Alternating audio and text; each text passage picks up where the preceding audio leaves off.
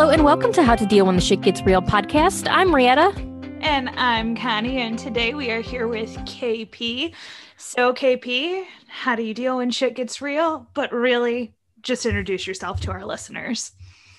All right. Well, my name is KP. I am the host of the Morning Formation, but a little bit about me and my background. I was born in Wahiawa, Hawaii, and my father was in the military for 20 years. And then when he retired, my parents divorced. I ended up going and living in the soybean fields of Ohio. That's quite a change from Hawaii. Well, yeah. A lot of people don't realize how big the change is because it's you go from the pidgin English to speaking, hello, how are you today? Like, hey, brother, what's up? The stuff over there. Like, and then you go to that from like, hello, how are you? Like, how is the day going for you? So huge change, huge culture change. A lot of the kids, when I first moved, thought that Hawaii was like a complete different country. And that's insane. Yeah. And even teachers that I had thought that it was, so early on, it was huge diversity change for me. And then went through high school in the state of Ohio and then joined the National Guard, enlisted. Went to college there in Ohio and then got my commissioned and did 4 years additional active duty in the Army as an officer. And surprised you stay in Hawaii for so long. Or not in Hawaii. Oh my God, Ohio. I'd been like, bye.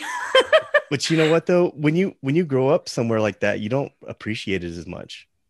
You always think like the mainland is like so much better and so much more going on. But as you get older, you wish that you had. Right. So what was your job as an officer in the Army, right? Yeah. So yeah, okay.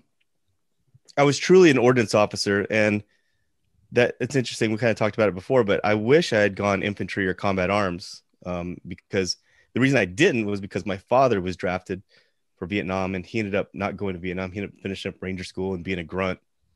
And so when it came time for me to choose which branch to go into, he pushed me away from combat arms and said, oh, you need to get into some type of logistical field. That way, when you get out, companies are going to be looking at that, like saying, oh, wow, look at this guy, he can do logistics or whatever. And so blindly, I was just like, yeah, sure. But if I could go back, I probably would rather do the combat arms grunt type stuff, only because you get a lot more opportunities to do the different schools that the military offers. Yeah, there are a lot of schools. My husband has taken advantage of a lot of them. He's actually at one right now. And it's kind of interesting to see them. Like, obviously, I don't experience it the same as they do, but it's interesting to see how they do offer courses and they go through different things. So I could understand missing out on that. Yeah, the Marines is a little different than the Army. Like the Army, we have all these pretty badges that we put on our uniforms and stuff, and we go around with the Marines. they just go to the courses, get the certs, and then they still wear their name tapes, and that's about it. So what inspired you to start interviewing military personnel on your podcast? Oh, well, that's actually a really good question. So what inspired me to interview people on my podcast is I felt like when I transitioned out of the military, there wasn't a whole lot of help. We had like some kind of like right there on base in Schofield Barracks in Hawaii, there was a transitional like group that you had to go through like your last 2 weeks of out processing. You went through this training where like they showed you how to do resumes. It was pretty generic. It was like checking the block more or less. And so my experience was when I got out of the military, I had my master's in science administration. At the time I was a captain. I was an 03. And so I thought I was pretty marketable. And I decided to go with a headhunter, which out there on the private side, they have these businesses that specifically work with military officers and high-ranking NCOs, and they try to place you in jobs. And so I went with one and interviewed with like 7 different companies. And don't get me wrong, they got me ready as far as, interviewing and whatnot. But when it came down to it and my time started getting short, I only had one choice, and it was to work for this aeronautics company. And so it wasn't really what I wanted. I really wanted to get into sales, and I ended up in operations for an aeronautics company. And what happened was there was like they went on this hiring kick where they hired like 7 military officers from like different branches, so Navy, Air Force, Marines, Army, and some people that got hired on were very impressive people that went to like the to the academies and had a lot of experience. So anyways, they hired all 7 of us on board. The HR team did, but when they handed us over to the management team, um, they weren't on board. They basically put us in different parts of the business that were going to die. So like, for example, the place that I managed was in about a year and a half was going to get completely like taken away, and the budget was going to be gone. So I could see the writing on the wall. Like I was probably going to end up either transferring somewhere else or getting fired. But the fact that they took all of us and put us in these like places that no one else wanted to work, I thought was pretty disrespectful, because we sat there for about a year. We were all frustrated. Like we'd talk to each other, and we would sit there and watch like these other like college kids come in. And because they were part of a certain college and certain fraternities and sororities, they would get these awesome jobs that had like upward mobility, upward movement. Mm-hmm. So for me, I started doing the podcast mainly because I felt like military people, when they get out, there's a lot of flag waving going on, but there's not a lot of actual help. true respect, actual help. And I think that at the end of the day, a lot of us military folks, we need to share our experiences with each other to try to avoid those pitfalls. So, and I really feel like today as a whole, our media, our society, we kind of honor the things that aren't as important as other things. So, I think a few weeks ago that I think in the media, one of the big things that was, at least out here on the West Coast, was they were talking about Lady Gaga's dog walker. Mm-hmm. And it was just like, okay. Yeah, I'm like, okay, cool. But like, no one cares. Like, there's like real heroes out there doing real things, but you only hear about them for like a minute. So I just wanted to have like a place where military people could help each other out, but also give us like a podium where we can talk about our experiences and share with, what we've done, because I served in Operation Iraqi Freedom. And while it doesn't seem it was that far away, that I came back from deployment and served that deployment, it really is. Like there's a lot of people today that kind of forget about Afghanistan and Iraq and even September 11th. Yep. They forget about a lot of things, Benghazi, everything. Mm-hmm. Yeah, exactly. I was doing something for work, and the expiration date was September 11th. I was like, this shouldn't even be allowed to be an expiration date. Yeah. I was like, what is this? Like, I wanted to call the person and be like, hey, you realize this expires September 11th. That's rude. Next. No, it's amazing sometimes, like people, when they ask you questions about, Iraq, Afghanistan, even September 11th, like why they don't, things that they don't know, like why things happened or how they happened. And it's like, well, you should know this. Like, this is very basic, like American history, like 101 type stuff. And it wasn't that long ago. No, yeah, it wasn't. And actually, it's insane. So my husband's older than me, and I can't remember like what grade he was in. And somebody tried to tell him, no, you weren't in that grade. You can't remember September 11th. And he's like, dude, I'm 32. I for sure remember September 11th.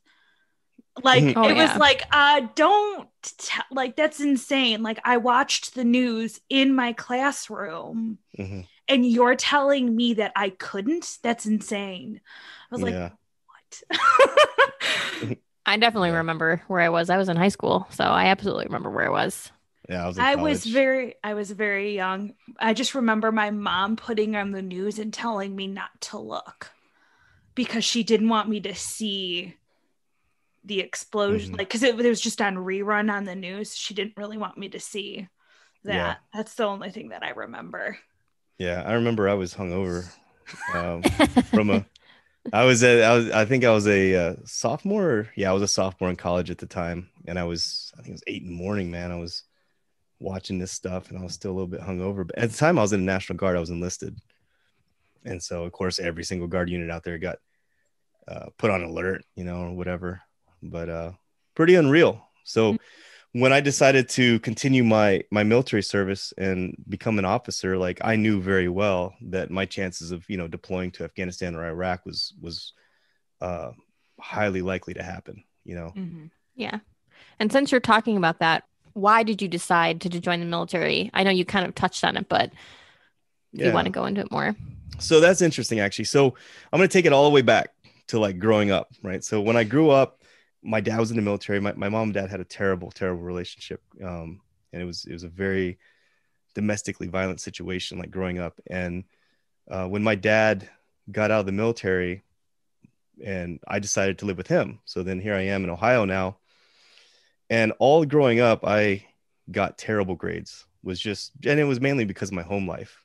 I mean, we're talking about, I was kicked back and forth between my parents. Like, there was a time, long story short, there was a time where I lived in like a women's shelter. I lived in a camper for a long time, like places where like you wouldn't be too proud to live. I mean, I remember in 8th grade, I think it was, when I was living in a women's shelter, I would leave my school and my friends would try to follow me home. And I remember walking around town for like, this is in a small town in Ohio, walking around town for hours, just waiting for them to get hungry and go home so I could go and sneak back to my place. Right. So I didn't grow up in the best of conditions. And with that being said, I didn't get the best grades growing up. And for me, I was always told that I wasn't good enough. I was told that, because I was special ed as well. So I went to the little special classroom and where I goofed off and, didn't do work, and they allowed me to goof off. And so anyways, going into high school, when I moved back in with my dad, like I said, I was kicked back and forth. So when I moved back in with my father, that's when things started settling down for me. But at this time I was 16, 17 years old. My dad remarried, found a very lovely woman that was actually grounded. He's still with her today. And so I was able to focus more on school at that point. I could see like the end was coming, as far as the goofing off. And that's when I buckled down. I, spent 9 years in special education classes, and I was able to test out of it. And then my last 2 years of high school, I got, close to a 4.0 GPA. And I got more involved in like sports and theater. And I tried my best because I knew at that point I wanted to go to college. I was the youngest out of all the kids in my family. I have like three half brothers and sisters. And for the most part, they all grew up and they weren't able to do a whole lot with themselves, whether it be drugs or prison, things of that nature. And so I could see ahead of me, like, what I didn't want to happen to me. And I wasn't able to get my GPA up enough to get a scholarship at the end of high school. And my dad is an old hard ass Ranger. He was just like, he's like, well, son, he goes, you weren't smart enough to get a scholarship. So you can go to a community college, you can live here, but house rules. And I'm like, hell no. So yeah, I called up an Army recruiter, and that's when I had the active duty Army recruiter come over. And then my dad stepped in and was like, yo, if you decide to go in the military, I want you to get your college degree first. So that's when I looked into the reserves and National Guard. And just so happened that one of my old football coaches was a National Guard recruiter. And it was an awesome program where they offered, if you enlisted, they offered 100% tuition assistance. So that's awesome. Yeah, it was really good. So my junior year, I literally went to MEPS on my own. It's funny because I have friends now that tell me, they're like, you know what, you signed up for the National Guard and you didn't say anything to anyone. Like, you just went to MEPS on your own and signed up, and then finished my senior year. And 3 days after graduating, I was in basic training. And it's funny because you would think that if you had a father that was in the Army and he was a drill sergeant for 5 years, you would think that I would understand or know like what I was getting into. I had no idea. Like, I go to Fort Leonard Wood, Missouri, and I don't know what the hell I was thinking. Like, I really don't. I look back now and I was thinking, what was I expecting? Like, I literally went to Fort Leonard Wood. I went to Fort Leonard Wood, and they put us on these cattle trucks and was like yelling at us, and it was like chaotic as hell. But growing up with a hard ass dad like I did, I was kind of used to the discipline side of things and kind of thinking ahead and planning and organizing. And so a lot of my life skills helped me through, basic training and stuff. So I did very well in basic training. But I don't know. It's just so weird because I didn't expect to get yelled at like that, like from drill sergeants. Like, and I'm thinking, what the hell was I thinking? That I think it was going to be like summer camp or what?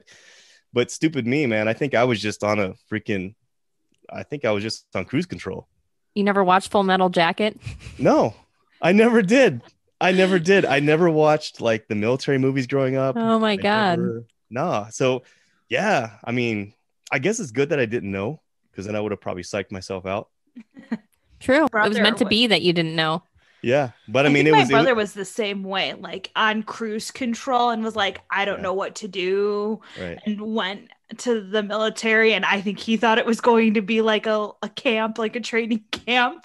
And then it was way different than he actually thought it was going to be.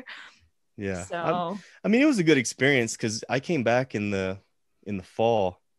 And, that's when football games are going off. And, I just graduated the year before. So I come back, and that's when I learned early on, like, what progression looks like, because I came back from basic training and most of my friends acted like they had just seen me last week.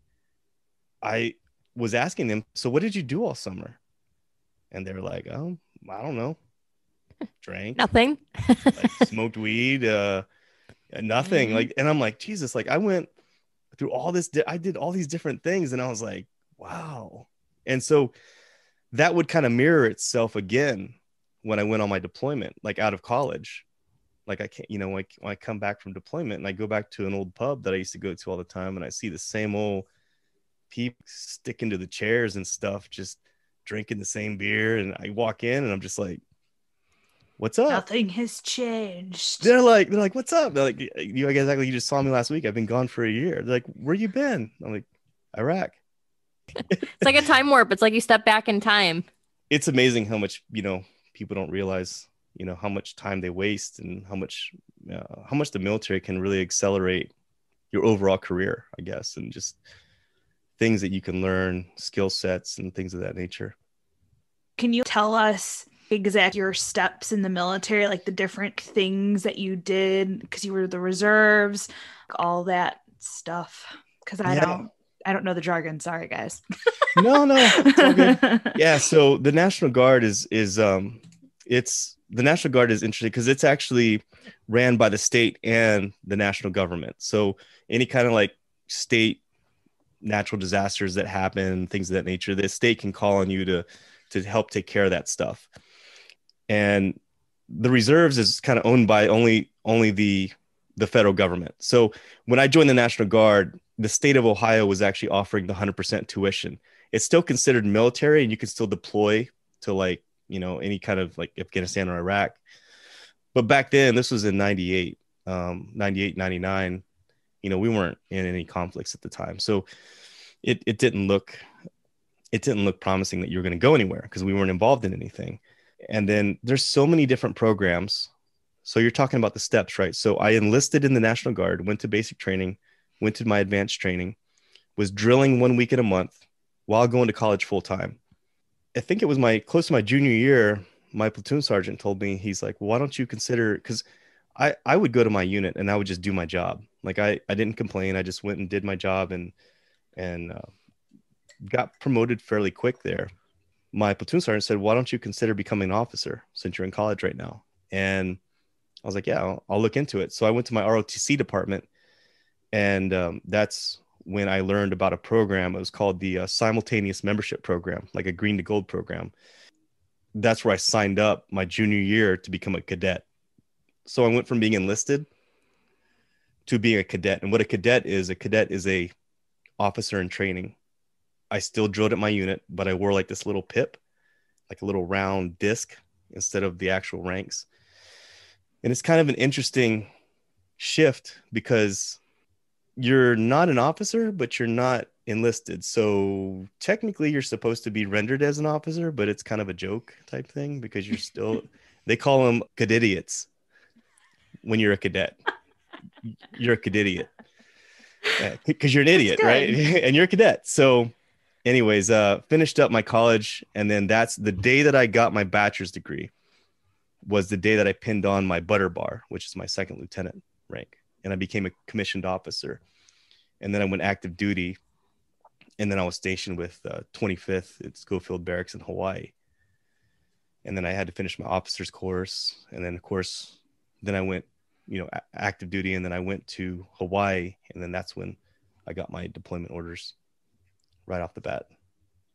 And Connie, just so you know, I don't know if you know about drilling. Like they pretty much, it's like them practicing one weekend out of the month.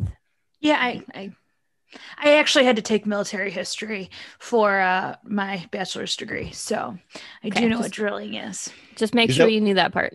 Is that your major? Yes. History? I don't do anything with history, but yes, I am. I did graduate with a history degree. But you know what, though? I really wish I had a history degree because I feel like when they make you study history, like you learn so much. You do. Yes. I mean, well, it's also at a college level when it's not just your prereqs, your freshman and sophomore year. Like freshman and sophomore year, your history that you have to take, right. That's really like names and dates, whatever. And then when you get to your junior and senior year, it's more of like how to form an argument, arguing history, arguing like little tiny details of history. It's more in depth and less just here are names and dates. So it's really cool in that respect because like when I did military history, like it was super in depth on every conflict that we've been in. Mm-hmm. So it's less just like, yep, here are some names and dates and more of now tell me why. So that's why I like it though, because I feel like especially today, people don't know. We just talked about it, like even like history from 20 years ago, let alone history from, 1950 and on, Yeah. So. Yeah. And you've also experienced it more because your dad was in Vietnam. So that's something that you can't forget because you remember your dad going through it, so you're more in touch with history than a lot of people are because it hasn't touched their lives. Our grandparents all witnessed World War II, so they can't forget that history because they were a part of it. Right. Well, and actually everybody, because I had a history major, everybody assumed I was going to be like a lawyer or something. Because if you're not on the like history education track, people just assume that you're going to go be like a lawyer, a politician, because they teach you how to do a correct argument. But yeah, it is a decent major. My one teacher used to say, yeah, you could be in the business department learning how to be a robot and just do your ABCs and whatever you're told to do, or you could be in the history department actually learning how to think for yourself. So since one of the reasons you started your podcast was helping the transition, and that's and I feel that's an important piece too, because, my husband's active duty and we see a lot of people transition and then once they get out, they don't know what to do and they feel kind of lost. Right. So what's one thing or even multiple things that you wish you knew or that you did or didn't do as you transitioned out of the military? Yeah, the one thing that I wish, so I got out in 2007. So back then the internet wasn't what it is now. There was no LinkedIn. It wasn't as interactive as it was. I think MySpace was still popular. Oh Yeah, I took you guys back there, huh? MySpace. Mm-hmm. Remember that? I remember MySpace. Yeah, you can actually still log into your MySpace, by the way. Yes. It's still there. Mm-hmm. I did the other day just for fun.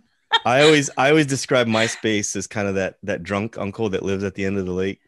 That he's there, and he's you just don't want to remember. Right. Every now and then you go check on him, and it's he's still there. But yeah. So, and I just wish I would have networked a lot more. I wish that I would have opened myself, because that thing that I told you about, I can't remember what it was called, but the last 2 weeks of out processing, they made you go through this this program where they looked at your resume and they did these mock interviews with you. Well, I had soldiers that came to me and showed me their resumes after they did their editing and reformatting.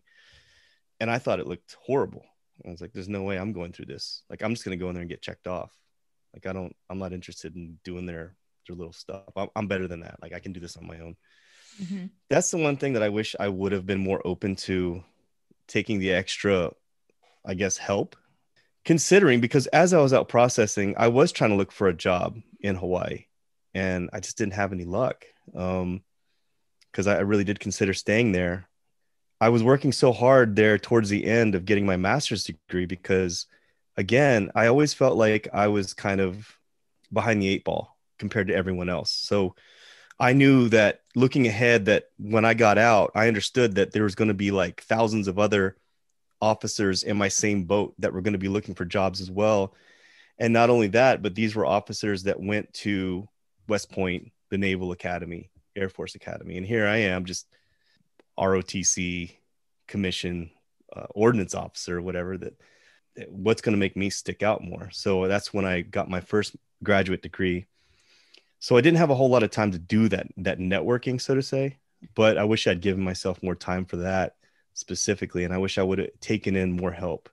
I really think that when it comes to military veterans, there's just not a whole lot of planning. There's more help today than there ever was, because I think we realized at the turn of the 21st century that was like, the internet coming up and everything, things became way more competitive. Oh, for sure. Gone are the days like where you go back to your little hometown and you get a job at your little factory. And there's more of an expectation to, put in for these jobs online, and they're super competitive because somebody stationed in Bahrain today could fill out that application too and be more competitive than you. As military veterans, we have to transition to be competitive with the rest of the world. Yeah, if I could go back, that'd be the one thing, is just network, which is easy to do on LinkedIn.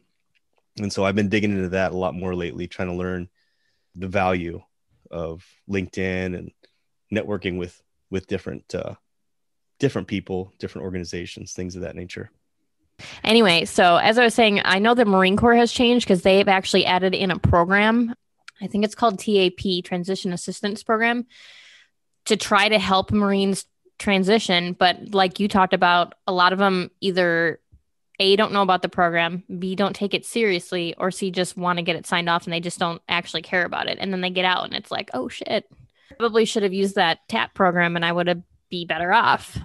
A lot of people also have the belief too that if they go in the military and they just do their time, then when they come out, people are going to kind of throw job applications at their feet and they're going to be offered all these positions. Well, I got news for you. Like, when I got out, don't get me wrong, the HR generalist that signed me on to work for the aeronautics company did an excellent job. Like, I could tell she inherently cared about hiring military veterans and valued us. But when they turned us over to management, they just threw us to the 4 winds. And there were times where me and another buddy of mine who I met over there, he was actually a West Point graduate, very smart guy, ended up getting his MBA from Ohio State, works for like an executive right now. He quit the aeronautics company and moved on to greater, bigger and better things. But him and I tried to join. There was like an early professional network program where young professionals can go in and network with each other and socialize or whatever. So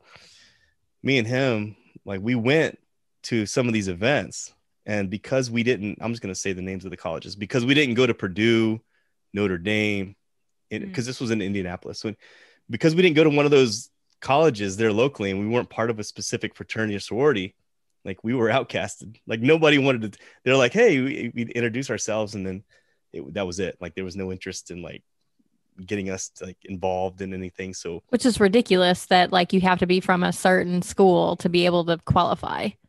Yeah. And so we noticed that, and those same graduates that were coming in were getting put in these positions that were awesome positions. Like, they were quality control positions, like positions that were actually in the office. Meanwhile, me and my buddy, we were out on the floor managing union workers.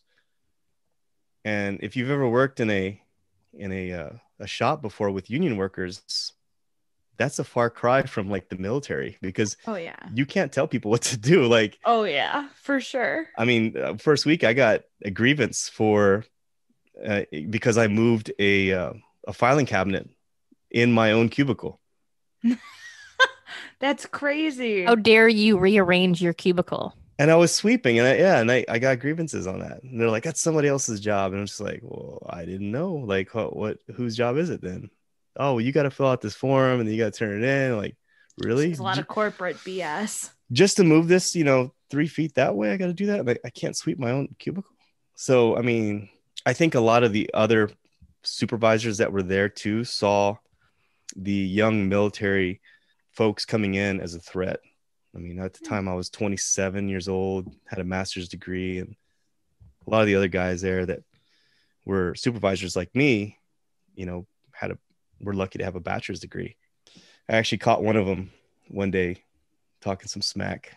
Came around the corner of a machine, and he said, I heard him say this. He said something about, oh, they hire all these military rejects, and I was like, really?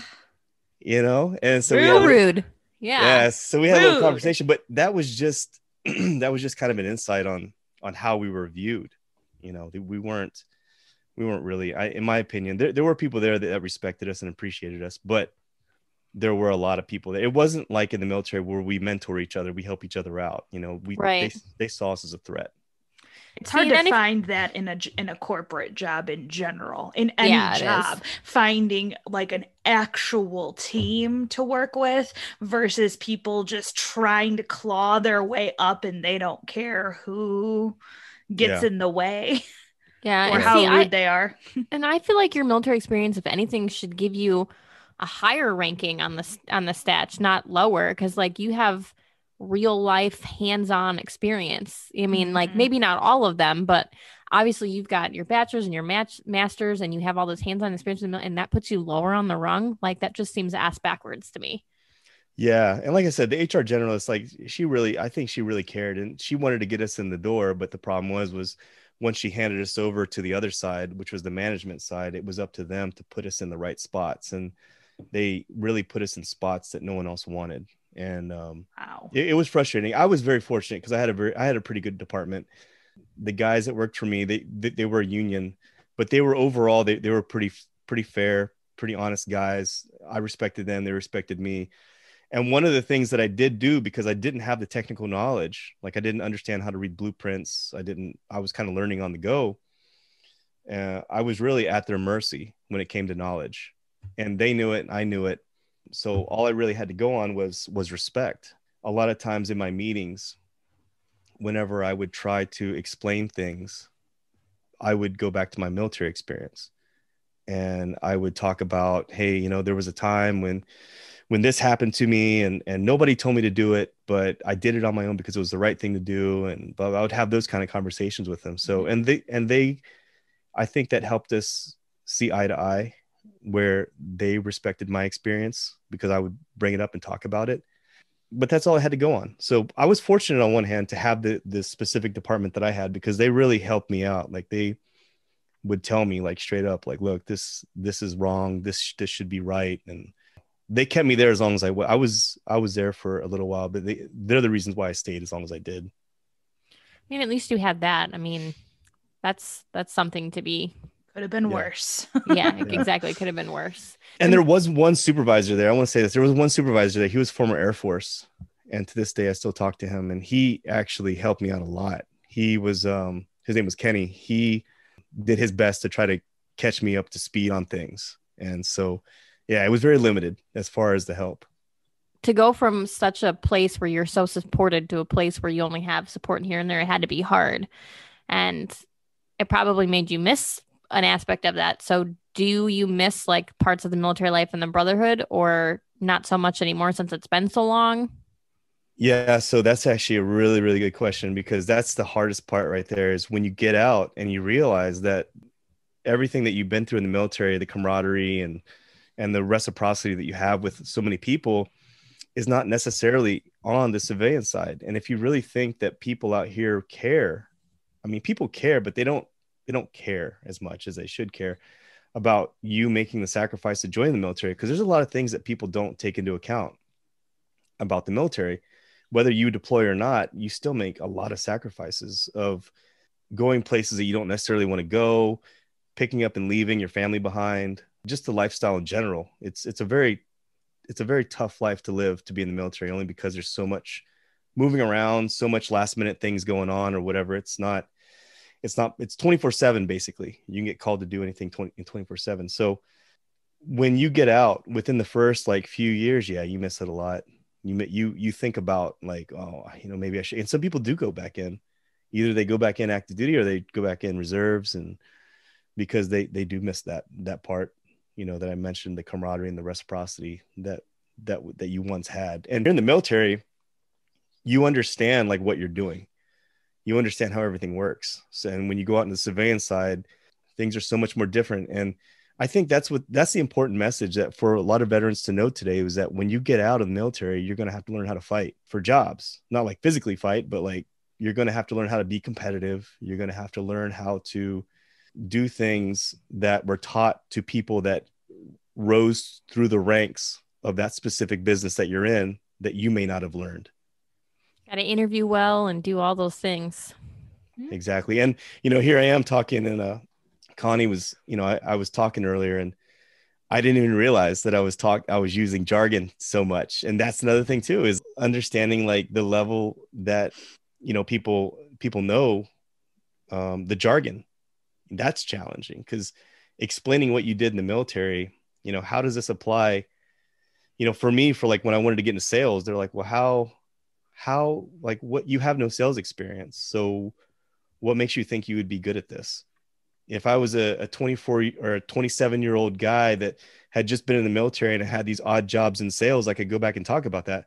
But how do I, because when I was in Iraq, I led a transportation platoon out. Like we literally go outside the wire. We would deliver like supplies, prisoners, people from base to base, which is pretty involved. There's a lot of logistics and a lot of like groundwork that goes into that. But how do I translate that into sales?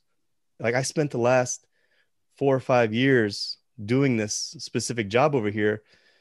Meanwhile, like Johnny Rottencrotch, who, got out of college, got these little jobs here and there doing sales, he can go back and say like specifically how that links to the job he's applying for. But how do I do that? That's a challenge. There's no jobs in the military that do with sales. You have to figure out how are you going to draw that line for that person that's going to interview you. Yeah, and I'm sure that can't be easy, because there probably is ways, I'm sure. I mean, I don't know a lot about sales, but I'm sure there are ways that it does translate. It's just figuring out how it does translate and trying to explain it to somebody who doesn't understand, like you said, the jargon and all the military terms to make it make sense to them. Yeah, the headhunter helped me out quite a bit. I mean, because they put you through a few days of interviewing and talking about your resume, and they just told me straight up. They said, "Look, this is where I learned that I was behind the 8 ball." He, like one of the guys that I spoke to, he goes, "Look, you looking at your resume here, you barely had a 3.0 coming out of college." Yeah, I finished college in 4 years, like, and that's mainly because when I joined the ROTC battalion, the lieutenant colonel at the time was like, "You will graduate in 4 years." And, most people take 4.5, 5 years sometimes. Right. So I was smashed. Like I was literally working a 30-hour week. This is when I was in college, when I joined the ROTC program. I was working 30 hours a week, 25, 30 hours a week.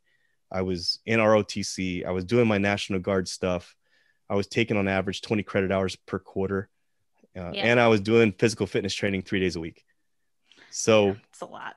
And I was trying to party. So how do you fit those 5 things together? So my GPA was like right around a 3.0, and it wasn't the greatest thing. So when I got out of the military, the gentleman from the headhunter, he's like, "Look, you're behind the curve, because we've got people here that are like Naval Academy graduates, Air Force graduates, and West Point graduates, and they have backgrounds being pilots and being all these very technical jobs. So when you describe yourself, you need to describe yourself as a person that wasn't born with a silver spoon in your mouth. Like you're the scrapper, like you're a fighter, like everything that he was right. Like that's how I grew up. Like I wasn't given like the best situation domestically in my house, and I wasn't given the keys to the kingdom, to go to college or whatever. So that's kind of how I had to describe myself for every interview. Our college experience sounds very similar because I was in the ROTC program my first 2 years. I was working, going to school, trying to party, training in MMA. Looking back now, I don't even know how I did it all. I'm like, how did I get all that into one day? Because now I'm lucky if I can get everything done. I know. Yeah, it was a lot, and I didn't realize it at the time, but looking back, you kind of think about it like, wow, how did I get anything done? How did I even make it to class? Yeah. How did I not oversleep and forget where I was going? And like most, guys, idiots like me or whatever, I was horrible at math. So every single math course that I took in college, I had to get a tutor. So there was a lot of times I'd get up at like 5 a.m. and go to, see a tutor, And so there was that into the mix. Dude, I can't tutor math at 5 a.m. My brain isn't even awake at 5 a.m. I took help wherever 2 I could plus get 2? It. What? Yeah, I took help wherever I could get it, man. Ugh, that's too early for math for my brain. I'd be like, I'd be better at like 8 o'clock at night. Can we meet at night? Yeah. That's why I was a history major. No math. I'm not good at math either. My original degree was going to be forensic science, and then I saw how much math it was, and I'm like, let's change this to a Bachelor of Arts, right? Instead of Bachelor of Science. No, I actually still do have a Bachelor of Science, but it's in kinesiology, less math. Oh, okay. Yeah, that's the one thing that people actually don't get is that if you're getting a history degree, it's actually a bachelor's of science and not arts. So, KP, do you have any advice for our listeners that are interested in the military or are getting out of the military? Any advice? Yeah, of course. I think, like I said earlier, make sure you network. If you're getting out of the military, network. Never forget about the people that go to bat for you. I can tell you this, over the span of my military career, I had a lot of people stick their neck out for me, go to bat for me, whenever I got in trouble for this and that and something else, like most people do, right? And every single obstacle that you have, a positive, negative experience, turn it into a blessing. There's been multiple times where I got in situations that were not ideal, but you keep driving on over those obstacles and you make the best you can with them. So that would be my number one thing. As far as like, if you're joining the military, I would highly suggest that you seek out someone who's in a situation that you want to be in. So if you want to be an officer, you want to go NCO, whatever, talk to someone who has been in those shoes and get advice from them. And then they should be on your podcast. Mm-hmm. Exactly. Yeah. Exactly. If you're military and transitioning out, well, that too. But, if you're military and you're transitioning out, this is your go-to guy right here. That's it. The morning formation. Did you know about Rietta's nonprofit? So when I listened to the podcast with John, I heard something about that. Yeah. But I don't think you went into a lot of detail on that. So Rietta, take it away. Well, I don't talk about it a whole lot or tell people about it a lot because we haven't launched yet. So it's still still in the workings, but I love that John is so passionate about it. And I literally had a call with him last week and he's like, let's go. Let's get this out. Let's go. And I'm like, I love you for it, but we're just not there yet. But that's our hope, is to help veterans do a lot of the things that we just talked about. My one board member, Keith, is actually really passionate about helping veterans or guys that are coming out finding jobs. That's one of the things he's really passionate about. Because when he left the Army after 15 years, finding a good paying job was a struggle. He's a welder now. So now he's killing it. But it was a process getting there. So that's one of the things he wants to offer, or is eventually going to be one of the things that we offer, is helping people that are transitioning out of the military find employment. But our main focus is suicide, is curbing the suicides. Because, you know how one is too many. And I guess it did go down to 20. Supposedly it's not 22 a day anymore. It's 20. I don't know if that's true or not, but supposedly, but it needs to get lower than that. So that's eventually what we're going to be doing once we've actually launched. Yeah, actually, even if it's 20, 22, whatever it is, if you think about it, less than 10% of the United States population ever serve in the military. And that's a very small group of people. So to have 20 a day is insane. Is a big number compared to that, because 90% never put on boots, never go in the military. So yeah. And like I said, one is too many. So oh yeah, definitely. But I could understand, like, even and that's the thing that I talk about as well, that I talked about on one of my podcasts was no, I think it was my YouTube. So I started out in YouTube and then I switched over to podcasting. But one of the things that I've talked about before is there's a lot of things. People always think that when it comes to PTSD and it comes to suicide and things of that nature, that it's always like something that happened overseas. It was a specific event. It was an explosion. It was, watching someone get killed or whatever. But I had a group of guys that worked for me who, I had 2 or 3 specifically, that when it came time to the end of our deployment, they literally were begging me. They were begging me to not send them home. They wanted to extend. They wanted to stay in Iraq for a much longer time. And I kept saying, I'll see what I can do. I see what I can do. And then finally I was like, why? Like, why do you guys I kind of knew. And what it had to do with was when they left their home, things were a certain way. They had a house, they had a dog, they had the white picket fence, they had the kids, and over the course of the year, they were either divorced or they were getting divorced or they had found something out about their spouse. So they were going to go home after doing this year of stress, anxiety, and dealing with, being apart. They were going to have to go home and face the music. So imagine what it would be like to go through that, to come home and thinking that, hey, when you get home, you're not going to come home to open arms. Like one guy expressed to me, he goes, yeah, when I get home, I'm going to have to move in with my parents and I got to put all my stuff in storage. Like that's going to be my welcome home, after being gone for a whole year. And then I got to figure out, this whole divorce thing and, when am I going to be able to see my kids? And that's me horrible. Yeah. To me, like that's what people don't think about, people only think about, the things they see on movies and stuff, but there's a whole nother side of things where like, sometimes you can go over there and you can just lose yourself, lose everything that you thought you had, so. Yeah. You're sacrificing already so much for the country and then you come home and you've lost worse. Even more. Yeah. You've lost even more and it's worse. Yeah. So guys, make sure you listen to the Morning Formation podcast with Papa Kilo, which is KP's nickname. Or PK. You know why, right? It's because if it was KP, it would be like Kilo Papa. But I flipped it around to PK, so Papa Kilo. But it's starting to get kind of weird because now when like people call me that I don't really know, call me Papa. It's awkward. I'm like, yeah, I don't know how I feel about that now. Sounded cool. And then you regretted it. And now you're regretting it. So the Morning Formation might be changing. It might just be the Morning Formation with KP from now on. But make sure you give it a listen. And if you are interested in being interviewed, make sure you reach out. I appreciate that. And listen, I want to tell you this much too, Rieta. I met you in the Clubhouse forum, and it was kind of strange.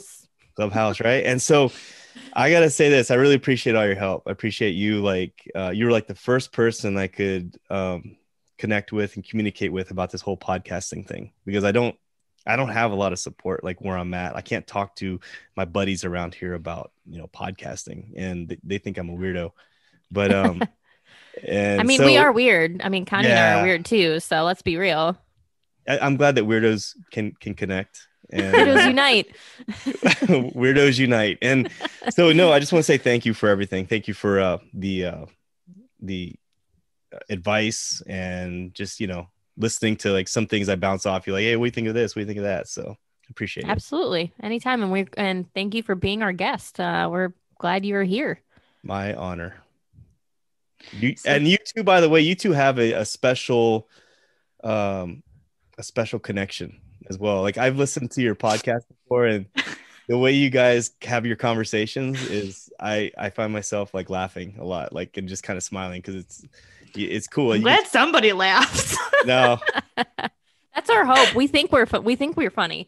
Exactly. It's actually how we started. Our original hashtag was two funny cousins. And we were like, no, two crazy cousins is more catchy because, it's at the two C's. I don't know. It just made more sense. So we actually started off as the funny cousins and then we just became crazy.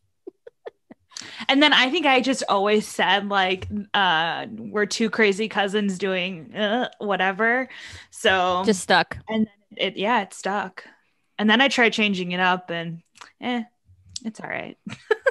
So I guess I'll do that closer that we always do. So this is how to deal when shit gets real. Check us out on YouTube now. We are now consistently posting on YouTube and all of the regular podcasting information. I hope you guys have enjoyed listening to KP's journey, and check us out every Friday.